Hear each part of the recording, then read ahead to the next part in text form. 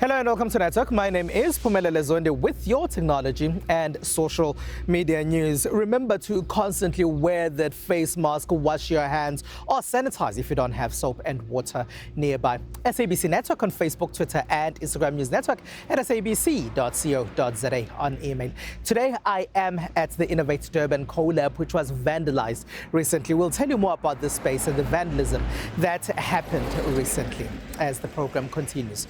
This week, our Twitter poll is asking you, what do you think about self-service shops where you scan and pay without the help of a cashier? This, as Checkers is testing some of them. Results of that are coming up later in the program. Firstly, here's what's coming up today. The Innovate Durban collab space in Mkhumbane, which was vandalized recently during the looting that took place in parts of KwaZulu-Natal and Gauteng. And in our conversation, we revisit that issue of campaigning online when there are elections and internet shutdowns, as this happened in Zambia during elections recently. Now, the week of unrest that took place in KwaZulu-Natal and Gauteng also led to the vandalism of this particular space in Mkhumbane. It's the Innovate Durban collab. It's meant to assist people in the community with a lot of training and sometimes people who have some brilliant, innovative ideas as well. When we first came to this collab space in Mkhumbane outside Durban, it had just opened and it was in the beginning of 2020. A few weeks later, they held their first event where there were tech discussions, a showcase of new gadgets, and tech entrepreneurs got to show off what they've invented. We are an innovation agency that promotes and celebrates innovation within the KwaZulu-Natal region, initially set up by local governments. And our purpose is really there to support innovators from their point of concept to commercialization and support them in their innovation journey. Then there was the COVID-19 lockdown. But with social distancing, work could still be done here. Tech entrepreneurs in the area say this collab space has helped a lot. We develop educational drones, right, where kids can take the drone, put it apart, build it back together, and then understand the fundamentals that go behind every single topic, every single piece of science, technology, engineering that goes behind that, and they're able to make that. Now, this place, Innovate Durban, was very instrumental in our development, right, because this is where we were doing all our prototyping. It was then vandalized during the week of looting that took place in KwaZulu-Natal and Gauteng. They stole a lot of tech equipment that assisted the innovators that rely on the space. What was stolen was all the specialized equipment and the tools and technologies that was placed in the lab, as well as all the furniture and other fittings that were placed in the lab. In the meantime, some of the work done by tech entrepreneurs that come here for assistance has to delay a bit.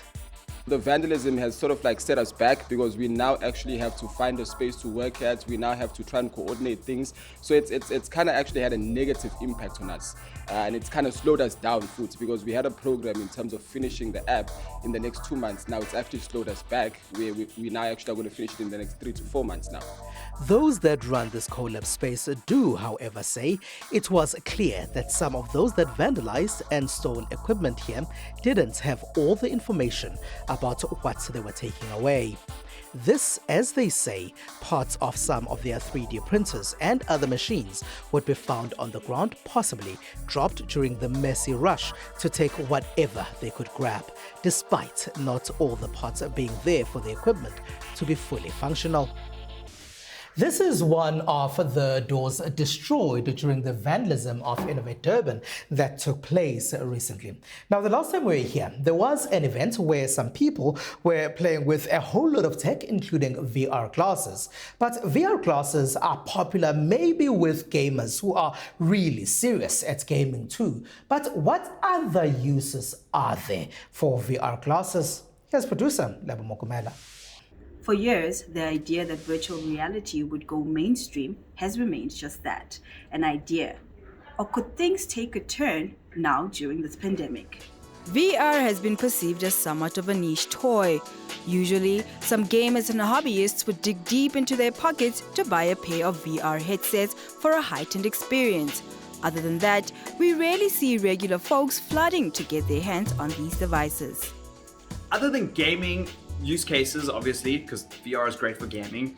VR can also be used for experiential things where the real world can't take you. For instance, some people are using it to rehabilitate people in OT, occupational therapy, or allowing you to potentially meditate on the top of the Himalayas. You know, there's just so many different ways that VR can be used.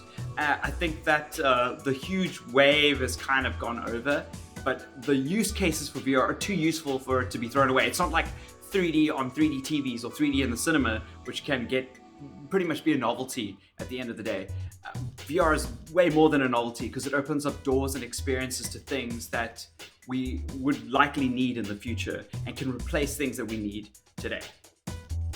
Following its acquisition of a popular VR brand, Oculus, in 2014, Facebook has launched a test of a new virtual reality remote work app. The Workrooms app, as it's called, will allow users of Oculus Quest 2 headsets to hold meetings as avatar versions of themselves. The idea is like you go in wherever you are, you can have your perfect setup, you can have all your different monitors. People can stop in and collaborate quickly, but it's really great for kind of focused work, and that will get better over time. The second area is around collaboration, which is really what this is focused on, which is the notion that like we shouldn't really have to physically be together to feel present or collaborate or brainstorm. A move such as this could possibly push mass consumption of VR in the mainstream, especially in the workplace. On the flip side, it could be another idea that remains in the pipelines, like the ones that came with the company's initial acquisition of the Oculus back in 2014. We've been playing in the VR field for many years, and we've done a lot of public-facing VR shows. And in those shows, we found that there are just so many problems with public-facing VR technology. And the only way the technology is going to reach the mainstream market is if you can make it work for these newcomers. And I think that's where, so far, the tech has been missing the mark. And these marks it's missing, it's problems like strapping yourself into a headset. For a first-time user, that can be quite a daunting experience. Enthusiasts of the technology say that stepping into the meta world through VR headsets gives them a sense of connection to the next person, even though they are not physically with them. This solidifies the future of this tech. We might not be seeing every Tom, Dick or Harry rushing to stores to purchase a pair of VR headsets, but experts are pretty optimistic that the tech is steadily gaining momentum, and maybe this idea of going mainstream might just be a reality. It says let's get creative, but I don't think much creativity will be taking place here at the collab space of Innovate Durban, as we know it was vandalized recently, as cables are also falling off the ceiling as a result of that vandalism. Now let's meet a woman who has created an online space that makes education easier for children. Hi, my name is Boya. I'm a junior cloud native engineer by trade, and I'm the co-founder of Lifestyle Advocate Innovate. So gender is important because you want to be able to level out the playing field. You want to be able to diversify not only a team, but different perspectives. So when you bring in the different genders in those places where you're making the decisions, it gives it a more enriched outcome. It makes it so much more valuable because you've got the different voices in place. You've got the mom, you've got the young person, you've got the elderly one as well. So not just discriminating based on gender, but it also creates a platform where there's so much more that is available for people to consume. We need to be able to empower the right people. We need to be able to inspire the youth to know that they're able to bridge that gap as we are trying. We haven't done enough yet, so we need to do even more than what we're doing. We need to go to schools and tell girls that science is not difficult, maths is not difficult. There's nothing difficult if you apply yourself to doing anything. So I think it's definitely the fear that's in place. You're told that, no, you're a homemaker, you can definitely be a homemaker, but also a scientist in the process.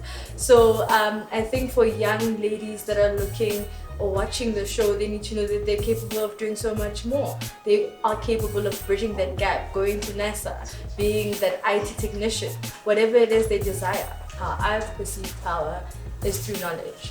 And knowledge enables you to not only be educated, but to do things that you thought you weren't able to do. It also liberates you in such a way that you've got freedom, right? Freedom that you wouldn't have access to before if you didn't have that knowledge, that know-how. That's my power. My hope is that to see more women in positions that are a part of making the decision making, to see more representation. So whether you're a woman or you identify as female, for me that is important because that speaks to inclusivity.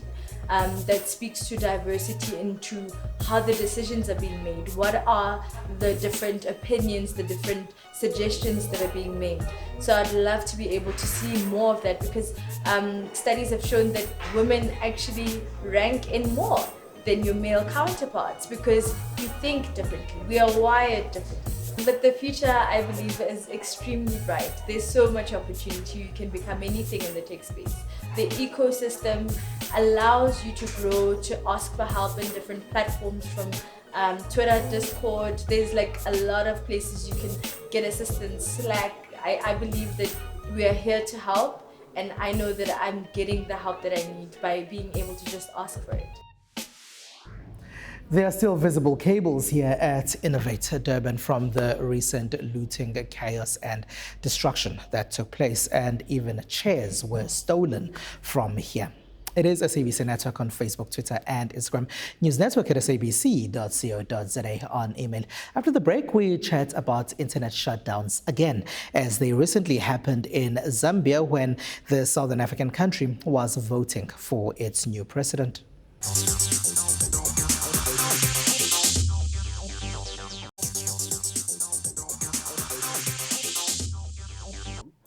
It is SABC Network on Facebook, Twitter, and Instagram. News Network at sabc.co.za on email. Welcome back.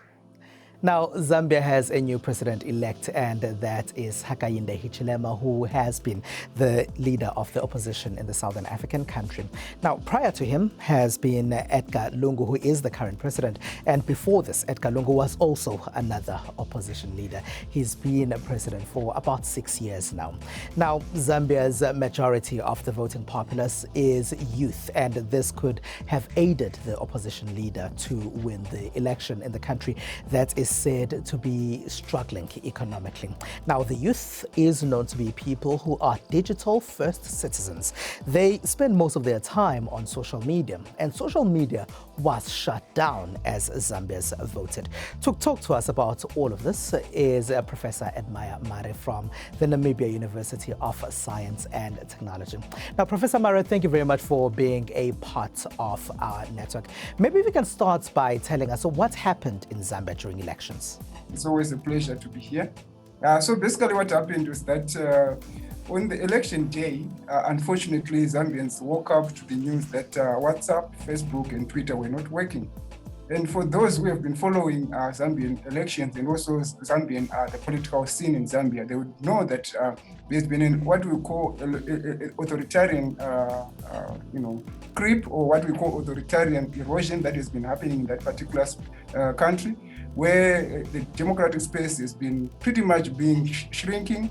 But also we have seen a lot of violence happening. We've also seen even television stations, for example, Prime Television was closed on the 9th, it should be on the 9th of April 2020, which also shows that already the government had already taken a stance in terms of what they consider to be progressive communicative spaces in that particular country.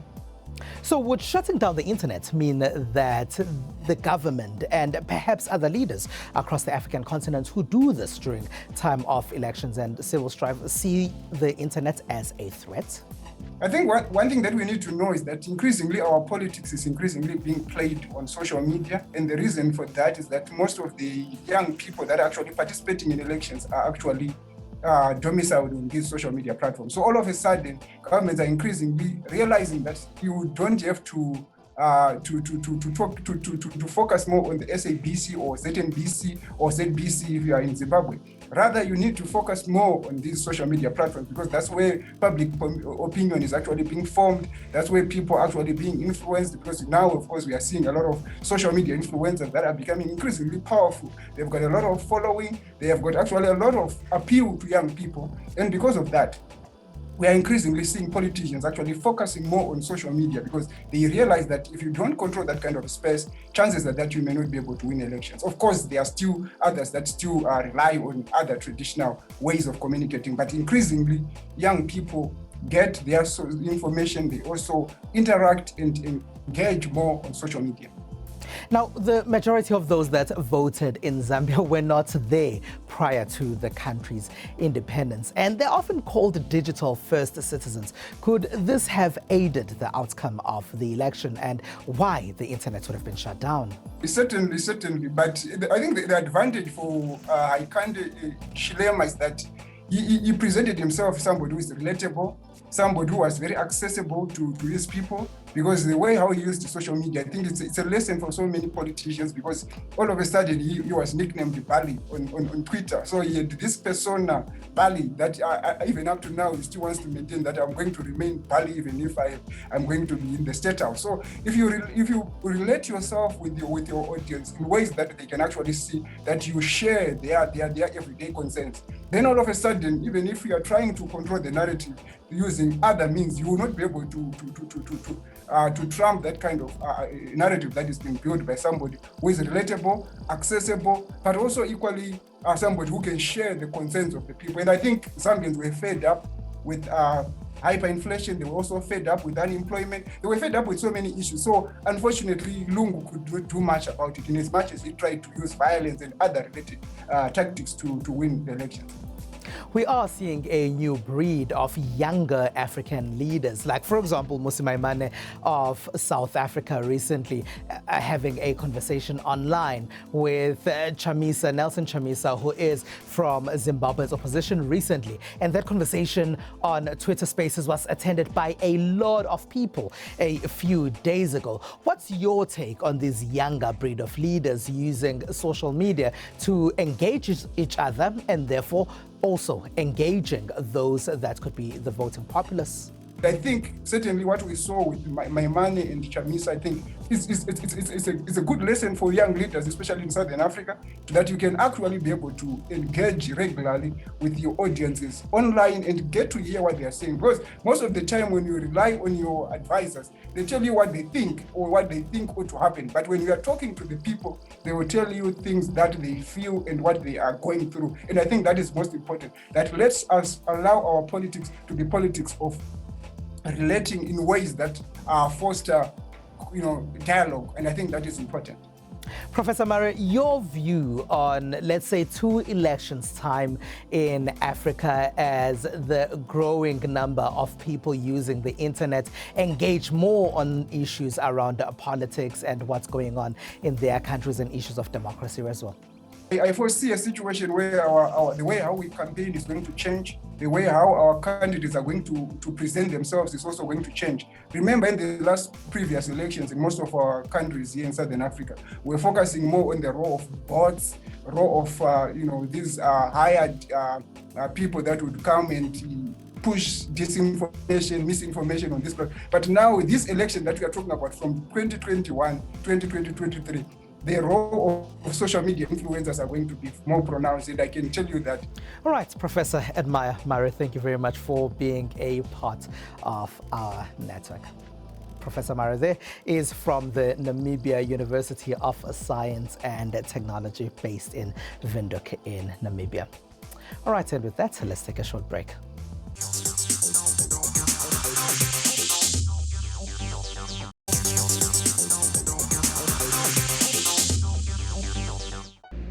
It is SABC Network on Facebook, Twitter, and Instagram News Network at sabc.co.za on email. Welcome back. Here's what else took place in the rest of the world in the technology space.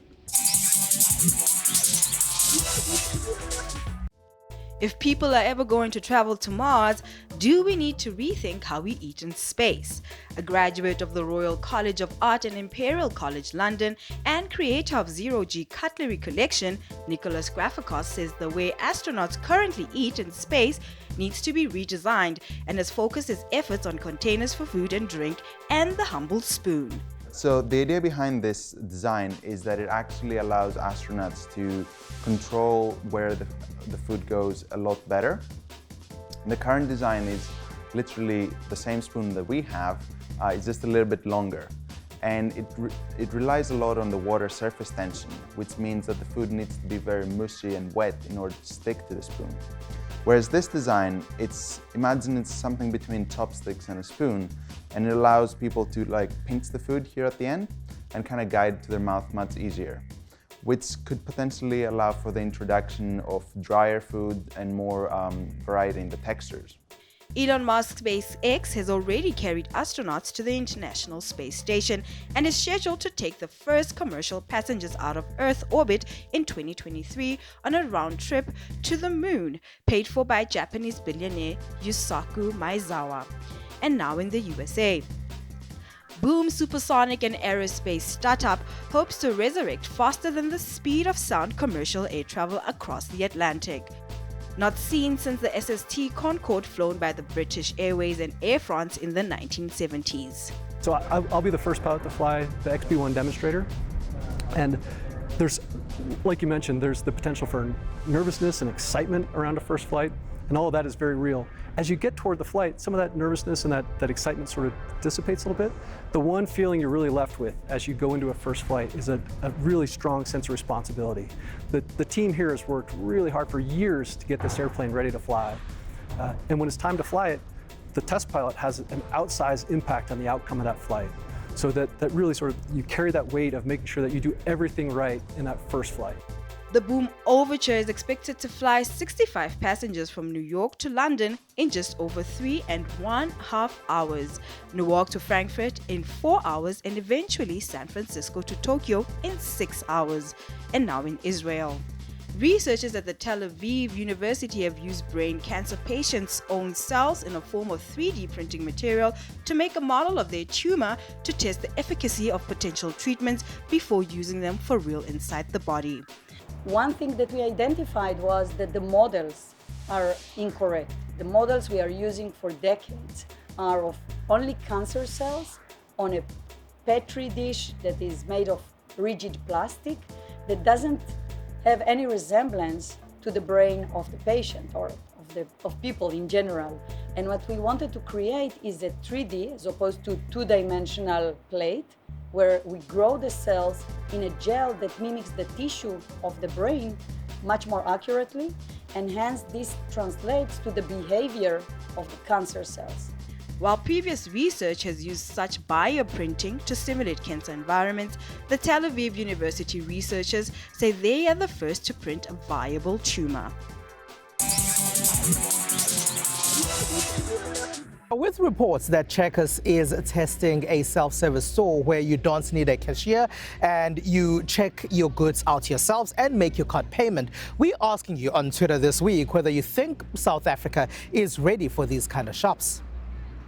Now, 40% of you say yes, South Africa should get these shops. 44% of you, that's the majority, only by 4% though, those people say no. And then there's 16% of you who say you are not sure yet. And we do have some responses from some people. And there is someone who says that they like the idea, but not for South Africa, as too many cons that outweigh the convenience. We have Roshan, who is saying no, since our youth needs more jobs. Pumpkin Eater says, with the crime rate and unemployment, it's hard to say. Maker spaces and innovation spaces, such as the one that Innovate Durban has here in Kumbane, are really, really important as they give our communities needed skills that we have a shortage of in South Africa. So the vandalism and the theft that happened here recently cannot be justified. All right, it's SABC Network on Facebook, Twitter, and Instagram. News Network at sabc.co.za.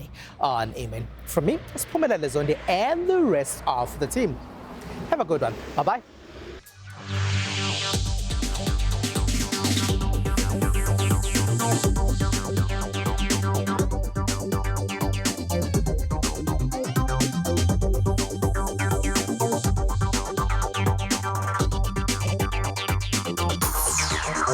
Thank you.